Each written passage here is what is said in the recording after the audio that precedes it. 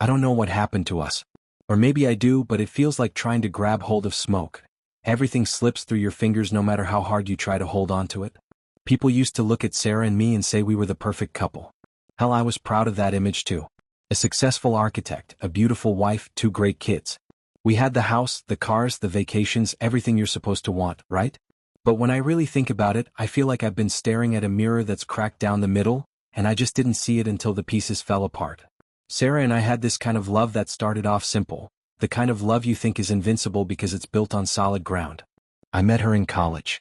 She was everything I'd wanted but didn't know how to ask for. Smart, funny, grounded, and somehow she made me feel like I was better than I really was.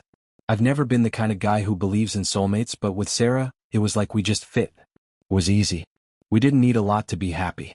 A shared cup of coffee on a lazy morning, a hike in the woods, late night talks about everything and nothing.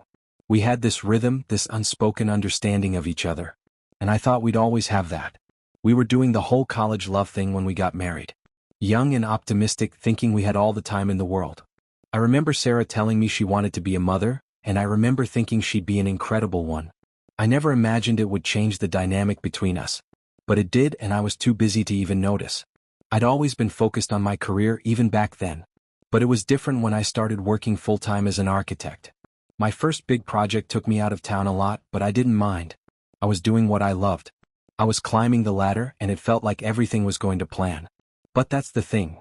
Life doesn't always go to plan no matter how well you think you've got it figured out. Sarah was always the kind of person who took everything in stride. She didn't need much attention, or at least that's what I told myself. I'd come home late and she'd be putting the kids to bed or folding laundry, and it was always this quiet routine that made me feel like things were fine. But looking back now, I see it. She was a rock, always there, always supporting, but I never gave her the time or the energy she needed in return. I took her for granted. When we had kids, everything shifted. The house became louder, the days were longer, and I found myself more and more focused on work. It's like I was doing what was expected of me, providing for the family, securing a future for us, but I wasn't present in the way that mattered. Sarah, on the other hand, was present. She was at every soccer game, every PTA meeting, every school play. And I was out of town. I was at my desk or on another business trip, buried under paperwork, thinking I was doing the right thing. But I didn't see what was happening at home. I didn't see that my absence was wearing her down. She never said anything at first. She'd smile when I came home, make dinner, keep everything moving. But over time I started to notice that things were different. It wasn't anything huge at first. Little things. The way Sarah would give me these fleeting glances, like she was searching for something but didn't know how to ask for it. Or how she'd retreat to the other room when I'd come home from work, as if she needed space, even though we hadn't had a real conversation in days. At first I chalked it up to stress. Having 2 kids under the age of 5, running a household and trying to make everything look perfect. Who wouldn't be tired? But after a while it felt like we were living in 2 different worlds. I'd come home to an empty house more often than not. Sarah would say she was taking the kids to her mom's for a break, or she'd go out with friends on weekends. I never questioned it. Why would I? I was doing my thing and she was doing hers. It was how we made it work. Or so I thought. One night I got back from a particularly grueling week-long project. I walked into a quiet house, the kind of silence that's only present when no one's around. I threw my suitcase on the bed and went to grab a beer, not thinking much about it. It wasn't unusual for Sarah to take the kids to her mom's for a night or 2 to give herself some space. I wasn't offended. Honestly, I probably needed the space too after being stuck in hotel rooms for days on end. But when Sarah came back, things were different. It wasn't anything obvious. She didn't yell or argue. She didn't accuse me of anything. It was just off. She was quieter, more withdrawn. And when she did speak, it was like she wasn't really talking to me. She'd smile, but it didn't reach her eyes. I thought maybe she was just tired. It happens. But the silence stretched on. The tension built, slowly, like a storm you don't see coming until the wind picks up and you realize you're in the middle of it. I tried to reach out. I asked her if something was wrong, but she would just shrug it off. I'm fine, she'd say, just tired. And I'd buy it. I didn't push because I didn't want to rock the boat. But inside I started to feel this knot in my stomach. I didn't know what it was, but I could feel the distance between us and it terrified me. And then there were the little things, the phone calls she'd take in private, the way she'd hide her phone when I walked into the room. She'd always been open about her phone and her life, but now there was this wall, a kind of secrecy I couldn't understand. It wasn't a huge deal at first, just odd. but I brushed it off thinking it was just one of those phases. I wasn't home enough to read too much into it. That's the thing though, when you don't pay attention, when you don't listen to the subtle things your partner does or doesn't do, you miss the warning signs. You miss the cracks, the subtle shifts in their behavior that tell you something is wrong, and by the time you realize it, it's already too late. It wasn't until that one night, months later, when I came home late after another trip, that I found it. I'd been in and out of the office so much lately that I was barely keeping track of what day it was, let alone what was going on in the house. I got home, grabbed some takeout, and started cleaning up around the kitchen. The kids were asleep and Sarah was in the bathroom, probably getting ready for bed. That's when I saw it, the envelope sitting innocently on the counter. It wasn't even hidden. It wasn't tucked away or placed somewhere it shouldn't be. It was just there, sitting on the counter like it was something that belonged. I didn't think much of it at first. Maybe it was something for the kids. But then I saw the writing on the front. Sarah's name, scrawled in a handwriting I didn't recognize. The return address wasn't familiar either. For a second, I thought maybe it was from one of her friends or maybe even one of her family members sending something. But something about it didn't sit right with me. I picked it up. Inside the envelope were pictures. A series of photos, all of Sarah, taken over the course of what looked like a weekend getaway. At first glance, they didn't seem that bad. But as I kept flipping through them, I realized there was more to them than I first thought. Sarah was laughing in every one, her eyes sparkling. She was smiling in a way I hadn't seen in a long time, like she was enjoying herself in a way that didn't include me. But what really hit me was the last photo. It was of her and this guy, someone I didn't know, someone I'd never seen before. And they were close. Too close. Her arm was wrapped around him and she was leaning into him, her face so close to his that I could practically feel the intimacy radiating off the picture. In that moment, I didn't have to ask myself what was going on. I knew. The betrayal was staring me right in the face and it was undeniable. But that wasn't even the worst part. The worst part was the note on the back of one of the photos. Written in her handwriting, in that familiar scrawl I'd seen 1,000 times. "I can't wait for next weekend," it said. My heart sank. The room spun. The pictures didn't just show me that she'd cheated. They showed me that she was already planning for more. I sat down at the kitchen table, still holding the pictures in my hand. My chest felt tight, like someone had wrapped a rope around my ribs. I didn't know what to do. My mind was racing and I couldn't focus on anything. My hands were shaking. My body felt cold. For days I walked around like a zombie. I'd wake up, go to work, come home and act like everything was fine. I didn't know what I was supposed to feel, but I definitely didn't feel normal. That image of Sarah with him, her arm around that guy, was burned into my brain. It was like a constant buzz in the back of my mind. I couldn't shake it, couldn't stop thinking about it. The guilt, the rage, the sense of betrayal, it all wrapped itself into a gnawing, constant ache deep inside me. But the hardest part? The hardest part was the waiting. I couldn't confront her yet. I couldn't let on that I knew. I needed time to think, to let the shock settle. I needed to figure out how to handle this, because in that moment I realized I had two choices.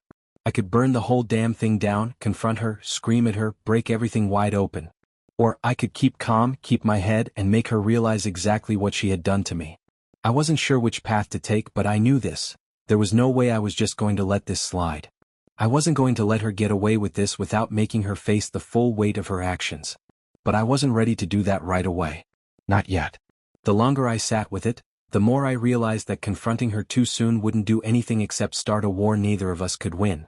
No, I had to play it cool. I had to be strategic. Because deep down I wanted her to feel the weight of what she'd done. I wanted her to know that she wasn't going to get off easy.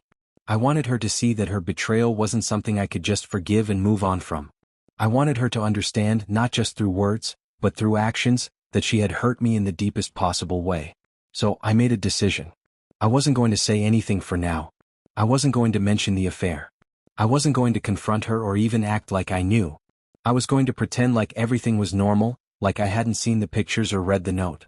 And I would do it with the kind of calm, collected demeanor that made her believe I didn't know anything at all. It was a hell of a thing to do. I'm not going to lie. The urge to lash out, to call her out, to make her squirm under the weight of the truth was overwhelming. But I couldn't give in to that. Not yet. I needed time. Time to think about how to handle it. Time to plan my next move. The first few days were the hardest. Every time I looked at Sarah, I had to remind myself that I wasn't supposed to know. I wasn't supposed to be carrying this heavy weight of betrayal while she went on with her life like nothing had changed. It was like living in two worlds at once. One where I was just a husband coming home after a long day, and another where I knew the truth, and it was eating away at me from the inside out. But Sarah played her part too. She didn't act like anything was wrong either. She was her usual self, calm, distant in that way she had when she was trying to hide something. She was polite but not warm. We had conversations, but they were surface level, about the kids, the weather, our upcoming vacation plans, things we'd been talking about for months. She didn't mention the affair. She didn't mention anything that might give her away. It was like we were both playing a game. She was pretending like everything was fine, and I was pretending like I didn't know what she'd done. It was exhausting, but at the same time, it gave me the space I needed. The first step in my plan was simple. I needed to make sure I didn't make any rash decisions. I needed to give myself time to think, to let the anger and hurt settle. Because I knew that if I confronted her right away, I'd only make things worse. It would turn into a fight. An explosion of words and accusations. She'd get defensive. She'd lie. I knew that would happen. And I didn't want that. I wanted to make sure that when I finally did confront her, it wasn't in the heat of the moment. I wanted to be calm, collected, and above all in control. So, I spent the next few weeks just going through the motions. I made an effort to act like things were normal between us. I'd come home from work, say hello to the kids, sit down for dinner and make small talk. We'd watch TV together, and I'd even initiate things like planning a weekend trip, or asking her if she wanted to go out for a drink. I was being nice, thoughtful, like the guy I used to be, before I found out what she had done. But underneath it all, I was working on something else. I was figuring out how I was going to make her feel the gravity of her mistake. I needed to make her squirm. And I had to do it slowly, piece by piece. I started with small things. Little hints, little nudges. At dinner one night, I casually brought up a story about an ex-girlfriend. I told Sarah about how we'd gone to a concert once, and how, even though she'd been a great woman, she had cheated on me. The way I told the story was light, even funny in some parts. But it wasn't about the ex-girlfriend, it was about the fact that I was reminding Sarah that I had been faithful in all my past relationships. I'd never strayed. I wanted her to hear that. I wanted her to remember it. She didn't say much. She just nodded and smiled, but I could see the unease in her eyes. For a second, I thought I saw a flicker of something, a realization that maybe this wasn't just a random story. But I didn't push. I just let it sit there like a seed waiting to grow. The next week, I did something similar. Another dinner, another casual conversation. This time, I reminded her of the little things she used to do when we were first together. How she used to surprise me with dinner, or how she'd leave little notes around the house just to make me smile. I didn't say it directly, but I wanted her to understand that these were the things I missed. I wanted her to feel the absence of those small acts of love and kindness. Each time I did it, I watched her closely. She wasn't saying anything, but she was listening. And I knew she was feeling it. But I wasn't done yet. I had one more piece of the puzzle to put in place. I started reaching out to her friends. The ones who had known about the affair. The ones who had kept quiet, pretending like nothing was wrong while I was left in the dark. I didn't confront them, but I'd have casual conversations about rebuilding trust in a relationship. Sometimes I'd mention how hard it was to forgive someone who had betrayed you. Other times I'd talk about how hard it was to rebuild a marriage when everything had fallen apart. And I made sure Sarah could hear it. I didn't do it in a confrontational way. I wasn't accusing anyone of anything. But I made it clear to her that I knew, that the people around her knew, and that she wasn't going to escape this easy. The guilt started to build in her, slowly. I could see it in the way she started avoiding eye contact when we were talking about trust, or in the way she became more defensive when the subject of loyalty came up. By the time the weeks had passed, I knew she was starting to feel it. I could see the cracks in her calm exterior, the unease when we were alone together. She didn't know what to say to me anymore. She didn't know if I knew the truth. And I could see that fear building in her, a subtle, creeping anxiety that she couldn't shake. And that was exactly what I wanted. I wanted her to understand the weight of her actions. I wanted her to realize, slowly but surely, that I wasn't just going to forget what she'd done. I wasn't going to let her off easy. But I wasn't going to make it obvious. Not yet. Not until the time was right. As time went on, I could feel the tension building between Sarah and me. It wasn't obvious, but it was there. A small shift in the way we interacted, a quiet undercurrent that neither of us spoke about aloud. I could see it in the way she'd fidget when I asked her questions, the way her smile didn't quite reach her eyes anymore. I could feel her guilt without her ever saying a word. The harder I pushed, the more she pulled back. But it wasn't in the usual way, there was something different now. She was on edge, unsure of how much I knew, how much I was aware of. And that made everything feel delicate. like we were walking on a tightrope, but neither of us dared to look down. It became almost a game between us, though not one I wanted to play. I didn't want to hurt her, at least not immediately. But I was trying to teach her a lesson. A lesson that would stick with her, one she would never forget.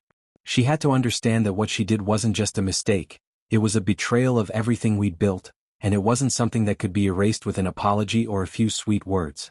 It had to hurt her too. She had to feel the weight of it, feel the absence of trust the way I was feeling it. I kept things normal. As normal as I could anyway. I kept up the facade of being the husband I used to be, the one who made sure to compliment her, to buy her flowers, to plan dinners out, even if it all felt hollow. I'd tell her she looked beautiful, even when I didn't really see her that way anymore. I would make small talk, crack jokes, even offer to help with the kids when I knew she needed a break. I didn't make it obvious that I was aware of the affair. But I did make it clear that I was present. That I wasn't blind. That I hadn't forgotten how to be a husband. And then I started the next phase. The one that really got under her skin. I began to subtly ask about her friends. I'd bring them up casually during dinner or when we were driving to soccer practice or grocery shopping. I'd mention how it had been so long since we'd all gotten together, how we should have a dinner or something. But I wasn't just talking about our mutual friends. I was talking about the ones I knew were aware of what Sarah had done. The ones who had known about the affair and didn't say a word to me. The ones who, I assumed, were all too happy to gossip behind my back while I was left in the dark. I didn't call them out directly. I didn't accuse anyone of anything. But I knew Sarah was listening. I knew she could hear the little insinuations in my voice. How I would talk about rebuilding trust in a relationship, and how difficult that was, especially when friends get involved. How those people who should be on your side, sometimes don't even have the guts to tell you the truth. She would get quiet when I did it. Just a little at first. A shift in her posture, a tightening of her lips, the way her eyes would dart away when I mentioned a particular friend. And every time I could see the guilt in her face. I could feel her tension building. It wasn't just about the affair anymore, it was about everyone around her knowing the truth and her not being able to escape it. But I didn't stop. If anything, I leaned into it. I made sure that every conversation with her friends, every mention of trust or betrayal, was something she could hear. I didn't want her to forget what she'd done, and I didn't want her to forget that everyone knew. One night, I was sitting on the couch after the kids went to bed, scrolling through my phone, when I brought up the topic of trust again. Sarah was sitting on the opposite end of the couch, her body turned slightly toward me, arms crossed, a defensive posture that I had come to recognize. I looked at her, studying her carefully, knowing this would be another test. "I've been reading a lot about trust lately," I said casually, tapping my phone against my leg. "You know how it's the foundation of everything. Of a marriage, of friendships, of work. Once it's broken, it's so damn hard to get it back. And I think a lot of people don't understand that." She didn't respond right away, but I could feel her stiffen. I wasn't just talking about some abstract concept anymore. I was talking about her. About us. She knew it, and I could see her swallowing hard, like she didn't know how to respond without giving herself away. "I mean," I continued, letting the words hang in the air, "it's just so much easier to lose someone's trust than to build it back up. You make one wrong move and it's like everything you've worked for just disappears." This time she looked at me. Really looked at me. But she didn't say anything. She just shifted uncomfortably and stared at her phone. I knew that look. I had seen it before when someone was trying to avoid confrontation. But this time it wasn't just avoidance, it was guilt. She couldn't hide from it anymore. I didn't push. I didn't need to. I had learned something from this process. The longer I kept quiet, the more it ate at her. I wasn't yelling. I wasn't accusing. I wasn't demanding answers. I was just present. And the more I gave her space to sit in her own guilt, the more I could see her crack. Over the next couple of weeks, I kept up the routine. I'd bring up stories from my past relationships in casual conversation. I didn't mention her affair, of course not, but I made sure to share just enough about how I'd never betrayed anyone I was with. How I had always been faithful, how I'd always put in the effort, even when it wasn't easy. And when I'd talk about loyalty, about staying true to the people you love, I'd watch her face. Every single time, her eyes would flicker and I knew I was getting to her. She didn't say anything. She didn't have to. I could see it in her, feel it in the way she would shift her eyes away, or how she'd suddenly look very busy with her phone or find an excuse to leave the room. I was playing it slow, but I could feel the pressure building. And then, there was the moment that really shifted things. It was a Sunday afternoon. We were getting ready for a family barbecue at her sister's house. The kids were excited, running around the house, and Sarah was upstairs getting ready. I was downstairs, packing up the cooler, when I heard her phone buzz from the kitchen counter. It was just a text, nothing more, but I knew the sound. It was the same way her phone used to buzz when she got a message from a friend, or maybe from someone else. I didn't check it. I wasn't interested in playing spy. But I did wait. I waited to see how long it would take her to come down. A minute passed, then another, and I heard her footsteps coming down the stairs. She looked at me, and for a split second, her eyes lingered on the phone, which was sitting right there on the counter. I saw her hesitation. A flash of panic crossed her face, and then she quickly walked over and grabbed it, shoving it into her bag without saying a word. It wasn't much, but in that moment it was everything. I knew that panic. I knew that guilt. She didn't need to say a word. I had already won. The cracks were there now. And she couldn't hide from them. The weeks after that Sunday felt like the longest stretch of time in my life. Every day, every minute seemed to drag on, but in a way I was used to the silence. That silent weight between Sarah and me was something we both carried. Her with guilt, and me with the knowledge that things weren't the same. I knew the truth. She knew that I knew. But neither of us was willing to break it open. It was almost like we were playing a waiting game, each of us waiting for the other to make the first move. But I wasn't going to be the one to blink first. Not now. Not after everything.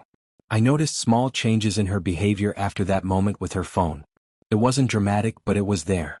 She started being more careful around me. She'd check her phone in another room, or she'd keep the conversation more surface level when we talked. She stopped talking about her friends as much. It was like she was trying to distance herself, trying to separate her life from the one she had with me. And it wasn't hard to see why. She couldn't face me fully, knowing what I knew. Every time we talked about something trivial like the kids or work, there was this thick layer of tension hanging between us. The guilt, it was eating her alive. But the funny thing was, she didn't know how to fix it. She didn't know how to apologize, how to make things right. She couldn't take it back, and she knew that. And as much as I wanted to call her out, as much as I wanted to scream at her for the way she had destroyed everything, I knew I had to stay quiet. Because there was something more important than making her feel bad. It was making her understand. Making her realize just how deep the cut was. I needed her to understand the real weight of her actions. And for that, silence was the best weapon. The kids were still oblivious, which I was thankful for. I was determined not to let this affect them, not yet, anyway. They deserved to be in the dark about this until I figured out what to do. They were just kids, and this wasn't their battle. But Sarah and I? We were living in this shared space, pretending to be something we weren't. It was suffocating. It got harder for me to play the husband, pretend like I didn't know what she'd done. I found myself going through the motions, pretending to be interested when we talked about plans for the future. But everything felt off. The dinners, the outings, the lazy weekends spent with the kids, it was all just a cover. A performance. And the longer it went on, the more I realized that I didn't even know who I was anymore. I didn't know how to be the husband who had been betrayed. I didn't know how to be the man who had his entire sense of security ripped out from under him. And yet, I had to keep pretending. I had to keep playing my part. But the problem was, I didn't feel like I was playing a role anymore. I felt like I was someone else entirely. Someone who had learned to keep his emotions in check, someone who had learned to turn off the part of himself that wanted to scream, that wanted to make her feel the same way he felt. I kept the silence going for weeks. Not a single confrontation. Not a single accusation. Just conversations about the kids, about the house, about life in general. But it wasn't real. It was all a facade. I also kept up with my casual conversations about trust. I talked to her about loyalty, about the importance of being faithful, not just in marriage but in all areas of life. I'd mention how, in the past, when I was in a relationship, I always put everything into it. I never lied. I never strayed. I stayed true to the person I was with no matter what. She'd listen, nodding along, but there was always that look on her face. The guilt was eating away at her. I could see it and I couldn't stop it. Sometimes she'd try to make things feel normal. She'd make me dinner or we'd watch a movie together after the kids were asleep, but I knew she wasn't really present. Her mind was elsewhere. I could tell by the way she'd keep her distance. By the way she wouldn't touch me, wouldn't kiss me like she used to. It was like she couldn't bring herself to be close to me, not with the truth hanging between us. The worst part was I wasn't sure what she wanted. Was she waiting for me to forgive her? Did she think I could just move on from this, pretend like it never happened? I wasn't sure if she was hoping I'd let it go, or if she was just too scared to face me. But I knew one thing, she wasn't going to get away with it. Not until I was sure she fully understood the consequences of what she'd done. I had been calm for so long, but I could feel the anger rising again. It was like a fire that had been smoldering for months, and every time she looked at me, every time I had to swallow my words, it stoked the flames a little more. But I couldn't let that anger out yet. Not until the time was right. I kept the silence. I kept the charade going. But deep down I was planning my next move. The moment I'd confront her, the moment she'd finally have to face what she'd done. And when that moment came, I knew it would be one that would change everything. But for now I had to wait. I had to let her stew in her guilt, to let her feel what I felt every single day. I had to make her realize, slowly but surely, that the man she thought she could betray wasn't the same man she married.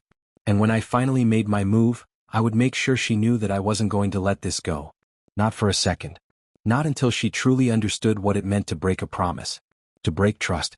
It wasn't going to be easy. But it was going to be worth it. It had been months now. Months of silence. Of subtle digs. Of pretending. I knew Sarah could feel it, she had to. There was no way she could look at me and not see the changes, the distance, the coldness I'd wrapped myself in. I didn't want her to think I was going to forgive her anytime soon. I didn't want her to think it could just be swept under the rug, and I wasn't about to let this go without a lesson being learned. But at the same time, I knew I had to give her the chance to see the truth, to see how far the damage had gone. And that's when I got the idea. It was so simple, really. But in its simplicity, it felt like the right way to make her truly understand what she'd done. I would bring all our friends together. Those same people who had known about the affair. The ones who kept quiet. The ones who had turned their backs on me knowingly or unknowingly, and acted like everything was just fine. I would make sure Sarah was surrounded by all the people who had watched this marriage disintegrate, all the people who had seen the cracks in our relationship but did nothing about it. And I'd make sure the truth, the weight of what she'd done, was hanging over her head the entire night. The plan was simple, a dinner party. A casual get-together. It wasn't going to be some dramatic, explosive confrontation though. No, that wasn't what I wanted. I wasn't going to make a scene. I wasn't going to storm out or yell. I wasn't going to give her the satisfaction of that kind of dramatic showdown.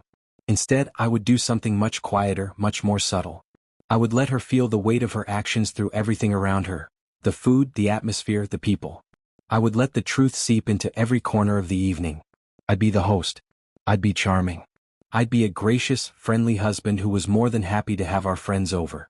But I'd also make sure she was uncomfortable. I wanted to make her see just how many people had known the truth. How many people had watched us, listened to her excuses, and still acted like nothing was wrong. I wasn't going to tell her, I wasn't going to expose anyone directly. But I was going to let her realize it. I was going to make sure she was the one who had to face the consequences. And so, I started planning. The dinner party was set for a Saturday night, about a week after I had finalized the guest list. I invited a group of close friends, some of them Sarah's friends, some of mine, and a few mutual ones. All people who had been around when things started to fall apart. I wanted everyone in one room. I wanted Sarah to be surrounded by them, to hear them laugh, talk, and discuss everything under the sun while she sat there with the knowledge of what was hanging over us. The guests didn't know about the affair, of course. Not yet. But I wasn't going to keep the truth hidden forever. I planned the evening carefully. The menu, the drinks, the seating arrangement. Everything had a purpose. Nothing was random. Nothing was a coincidence. I wanted her to feel the weight of it all. I wanted her to feel the tension in the air, even though no one would say a word. As the night approached, I found myself strangely calm. I wasn't angry anymore. At least, not in the way I used to be. It wasn't rage I felt now. It was more like a quiet, steady certainty. I knew this was the right thing to do. I knew it wasn't going to be easy for her, but it was the only way she would truly get it. She needed to see what she'd done in the full light of day, without me yelling or demanding answers. She needed to feel what I had felt, even if only for a moment. The day of the party, I spent most of the afternoon preparing the house. Cleaning, setting up the table, making sure everything was perfect. Sarah was upstairs getting ready, and she seemed oddly preoccupied, even more than usual. I could tell she was nervous. She kept checking the clock, glancing at her phone, like she was trying to avoid something, or perhaps she was just getting caught up in her own thoughts. She didn't ask any questions about the guest list or what we were having for dinner. She seemed distracted, but I didn't care. I didn't need her to ask. I didn't need her to wonder what I was up to. I just needed her to sit there and understand. When the guests started to arrive, everything felt like it was falling into place. I greeted them at the door with my usual charm, acting as if everything was fine. Sarah came downstairs just as the last couple arrived, and I saw the flash of recognition in her eyes when she noticed some of the faces. Some of our old friends, some of her old friends. People who had seen the cracks in our relationship, people who had been there when I started pulling away. I watched as Sarah tensed up, her smile faltering just for a second. I didn't let it show though. I smiled and introduced everyone, leading them into the dining room. Sarah followed me, her movements slower now, like she was already feeling the weight of the night. The dinner went as expected at first. We ate, drank, and laughed. I played the perfect host, making sure everyone had enough to drink, telling jokes, leading the conversation. But there were subtle moments that weren't lost on Sarah. Little things that I said, little things that made her feel the discomfort she had been avoiding. For instance, I casually mentioned an old girlfriend of mine, a woman I'd been with before Sarah and I had even met. I told a funny story about how she'd once planned a surprise trip for us, a weekend getaway. And when I spoke about the trip, I made sure to mention how great it felt to have someone who truly valued loyalty, someone who was always by my side even in the smallest of ways. I watched Sarah closely during that moment. Her eyes flickered, but she didn't say anything. She just laughed along with everyone else as if it didn't affect her. But I knew it did. I could see it in the way she held her glass a little tighter, in the way her lips pressed together, trying to keep a smile on her face while the guilt gnawed at her. We moved on to dessert, and that's when I really began to make my point clear. I stood up, cleared my throat, and gave a toast. I didn't raise my glass to anything superficial like friendship or love. No, I raised my glass to trust, to loyalty, to the importance of being able to rely on the person you're with. I think one of the hardest things to do in life, I said looking directly at Sarah, is to build trust with someone. It's something you have to earn. It's not something that's just given. And once it's broken, it's hard to get back. The room fell silent for a moment. I let it hang there. I wasn't directly accusing anyone, but I didn't need to. Sarah knew exactly what I was saying. She knew what I meant. I smiled and took a sip of my wine, letting the words sink in. But the beauty of life, I added after a long pause, is that we can all learn from our mistakes. That's what really matters. The ability to recognize what we've done wrong, to own it, and to move forward, hopefully with a little more wisdom than we had before. I looked at Sarah then. Not with anger, not with resentment, but with a calm, calculated look that told her everything. This was the lesson she needed to learn. This was the moment she had to face. And for the first time that evening, I saw it in her eyes, the realization that I hadn't forgiven her. I hadn't forgotten. But more than that, I had been waiting for her to understand. And now she knew. The dinner party stretched on, but I felt like I had already said everything I needed to say. The awkwardness was thick now, and I knew Sarah was feeling it. She couldn't hide it anymore. I wasn't sure if anyone else noticed, but I didn't care. What mattered was that she was starting to crack, and I was here to make sure the whole thing came tumbling down. It wasn't even the things I said directly to her anymore. It was the way I behaved, the way I set the tone for the entire night. She could feel it in the air, in the way I was being so careful with every word, every movement. I was playing the role of the gracious host, the perfect husband, but beneath it all, I was exposing the truth. Subtly, carefully, relentlessly. I wanted her to squirm in front of everyone, but I didn't want to make a spectacle of it. She had to do it herself. She had to see what she had done to me, to us, without me dragging it out into the open. We moved on to the living room for drinks after dessert, and by now the conversation had lost some of its luster. People were starting to get quieter, more self-aware. I kept the conversation light, but whenever I spoke, I made sure to drop in little comments about relationships. How important it was to stay honest, how easy it could be to lose something you'd taken for granted. Nothing overt. Nothing that screamed, "I know what you did." Just little, steady remarks that were like a hammer striking a nail. And then it happened. One of Sarah's old friends, Jennifer, who'd been sitting next to me most of the night, made a casual comment. She didn't know she was doing it, but it hit the mark. "You know, Jake," Jennifer said with a little laugh, "I always thought you were such a great guy. So loyal. You never seemed like the type to get caught up in drama. It's funny how life works out, huh?" There it was. A passing comment, one she probably didn't even think twice about. But I saw Sarah stiffen. Her eyes flickered, the color draining from her face. Her hand, which had been wrapped around her wine glass, tightened as though she was trying to keep herself from shaking. She didn't say anything. She didn't react outwardly. But I could tell she was feeling it. The weight of that comment. The weight of Jennifer's words, like an unspoken truth hanging over the entire room. I didn't let the moment pass without capitalizing on it. I smiled, keeping my voice even, my expression neutral. "Well," I said casually, "loyalty's one of those things you never really think about until you're tested. But it's funny because once you've been through something, you realize just how important it is. You realize what it takes to keep things strong. I glanced at Sarah just for a second, but I didn't need to look at her for long. I could feel her tension, feel her trying to hold it together. But I knew. I could see the way she was struggling to keep her composure. Jennifer, still oblivious, laughed lightly and nodded. That's true. It's the little things that matter most, isn't it? I let the conversation shift, but not before I had made my point. The room was quiet now, the energy different. I could feel the others picking up on the undercurrent of tension between Sarah and me, but no one said anything. It was too awkward. Too much of an unspoken truth hanging there. By the end of the evening, people started saying their goodbyes. The night had dragged on for hours, and I could tell Sarah was relieved that it was finally over. She had put on a brave face, but I knew she was exhausted from holding up her facade. I made sure to thank everyone for coming, shaking their hands, and being the gracious host until the very end. But as the last guest walked out the door, I turned to Sarah. She was standing by the staircase, her back slightly turned to me, her hands clutched tightly at her sides.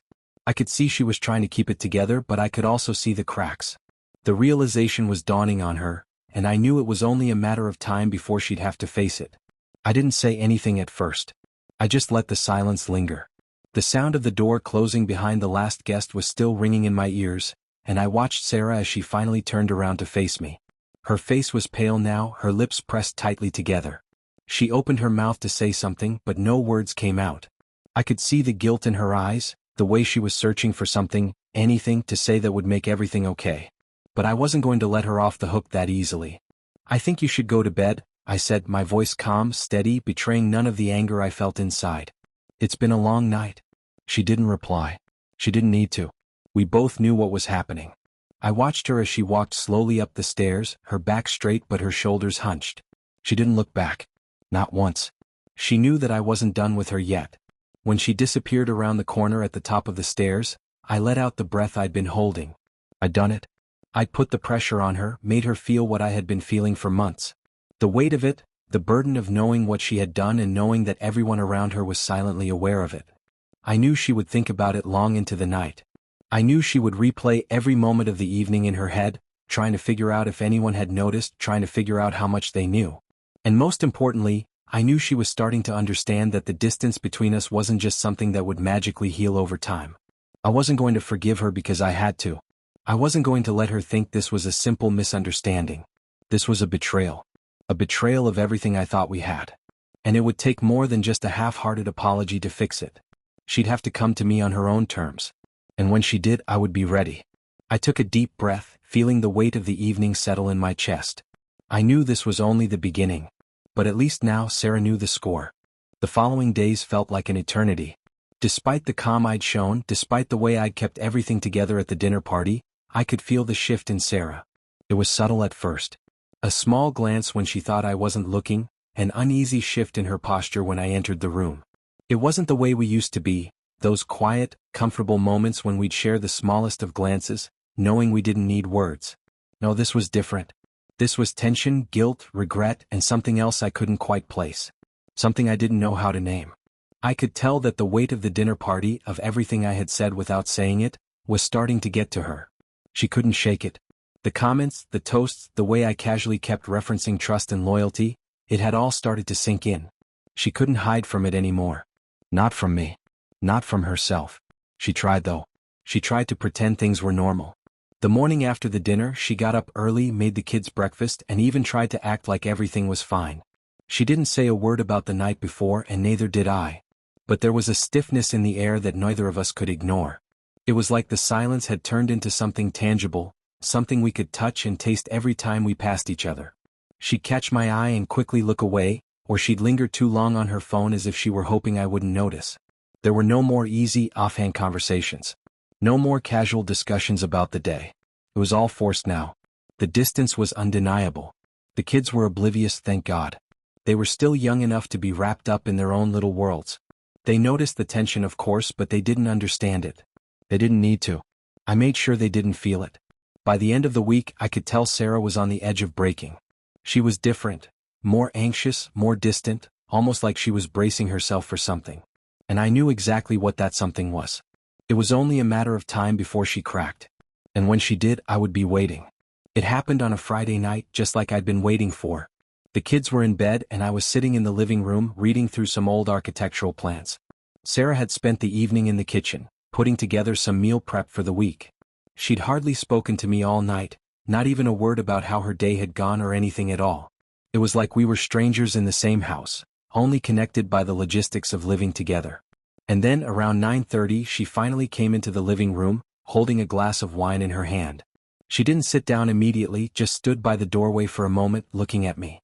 I could see the anxiety in her eyes. The guilt. The weight she'd been carrying was too much now. I didn't look up from the plans at first. I didn't want to give her the satisfaction of knowing I'd been waiting for this moment. But I could feel her presence, could feel the tension in her every movement. She walked into the room, set her glass down on the table, and stood there for a moment before speaking. "Jake," she said, her voice hesitant, quieter than I'd ever heard it before. "We need to talk." I set the plans down, finally looking up at her. Her eyes were red, her face pale. She was on the verge of tears, but she was trying to hold it together. I could tell she had been rehearsing what she wanted to say, trying to make sense of it all before the words came out. I didn't say anything. I didn't need to. She had already said it all with her posture, with the way she was standing there, unsure of herself. This was it. This was the moment I had been waiting for. I don't even know where to begin," she whispered. "I've been trying to avoid this conversation for so long, but I can't anymore. I can't keep pretending like everything's fine. I know you know. I know you know about me and Mike." I felt my stomach tighten, but I didn't show it. I kept my expression calm, my voice even. "So what now?" I asked, my voice barely above a whisper. "I'm so sorry, Jake," she said quickly, her words tumbling out in a rush. "I don't even know how it happened. I was so lonely. And you were always gone, always busy with work, and I just—" She stopped herself, swallowing hard, her hands trembling. "I'm not making excuses, I know. I know it was wrong. I don't know why I did it." "Why him?" I asked, my voice still calm. I needed to know.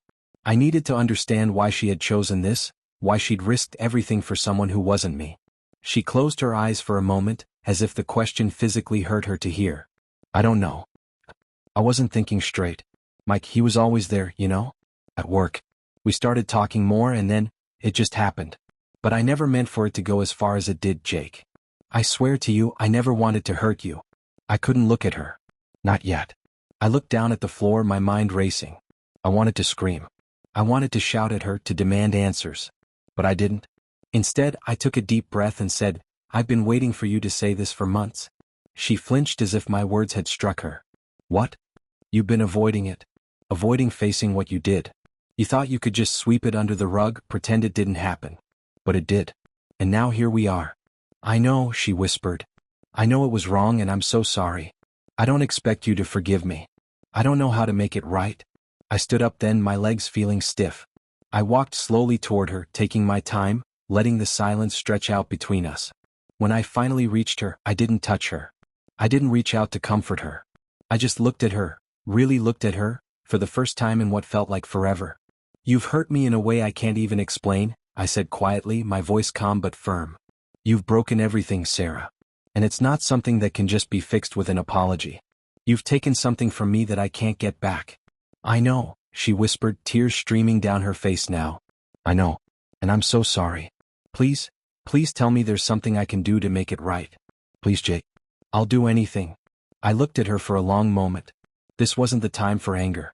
This wasn't the time for rage. This was the time for truth. For her to realize exactly what she'd done.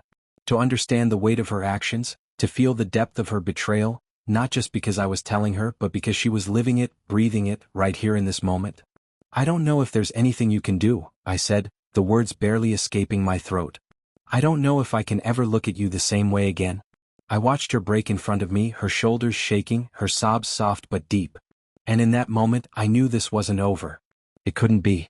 Because there was no simple resolution to this. There was no quick fix. There was no magic apology that would undo the damage.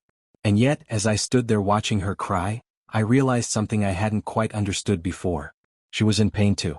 Her guilt, her shame was real. She was facing the consequences of her actions in a way that would stay with her forever.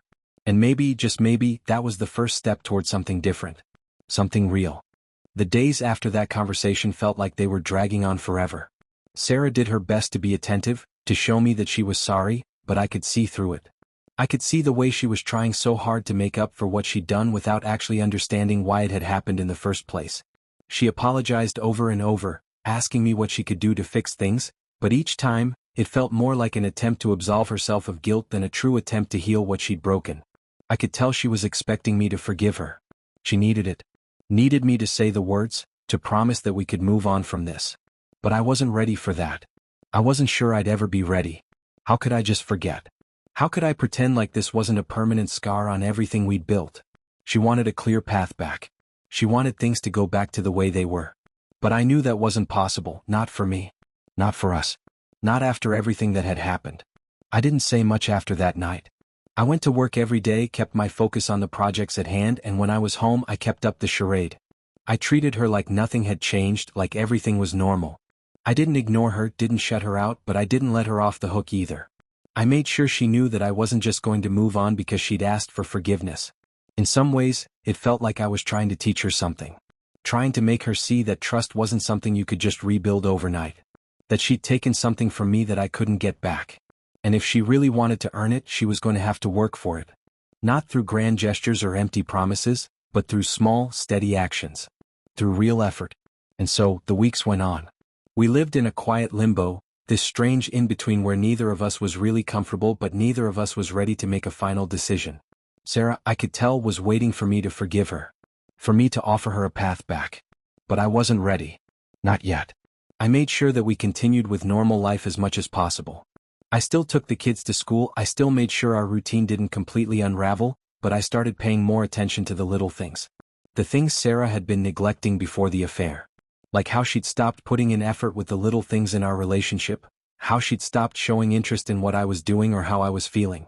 She'd let the distance grow between us, and I wanted her to see that I wasn't just going to forget all of that. It wasn't enough to just apologize and expect things to go back to how they were. Every now and then I'd take Sarah out to dinner, just the two of us, to a nice restaurant. At first, she seemed relieved, like maybe this was the moment things would get better, that I was finally ready to forgive her. But each time I didn't let up. I kept steering the conversation toward uncomfortable places. I didn't yell, didn't blame her outright, but I made sure she understood that the affair wasn't just a mistake. It was a choice. A conscious decision she'd made. And it had consequences. On one of those dinners, I remember asking her about her friends, the ones who knew what had happened. Did you talk to them about it? I asked casually, watching her face closely. She froze. She didn't expect me to bring it up. Oh, yeah, I did. A little. Mostly about how terrible I felt. And what did they say? She looked at me like she wasn't sure how to respond. Her voice faltered and she looked away for a second. They said I should just talk to you about it. That we needed to work through it, you know? I smiled faintly, but I didn't say anything for a while. I just let the silence sit there between us, thick and heavy. I could see the realization dawning on her that I was already aware of what her friends knew. That they had been talking about it behind my back. I had made sure of that. Well, I said finally, after the silence had dragged on long enough. I've talked to a few people too. And I'm not sure there's anything that can fix this. It's not about fixing it, you know? It's about understanding it. Understanding why it happened in the first place. She didn't reply. She didn't need to. I could see the guilt creeping back into her eyes, the shame starting to choke her again. But this time it was different. I wasn't doing this to punish her. I wasn't trying to get revenge anymore. I was trying to make her understand the weight of what she had done, to make her see that trust isn't something that can be repaired just by saying sorry. A few weeks later, I invited some of our closest friends over.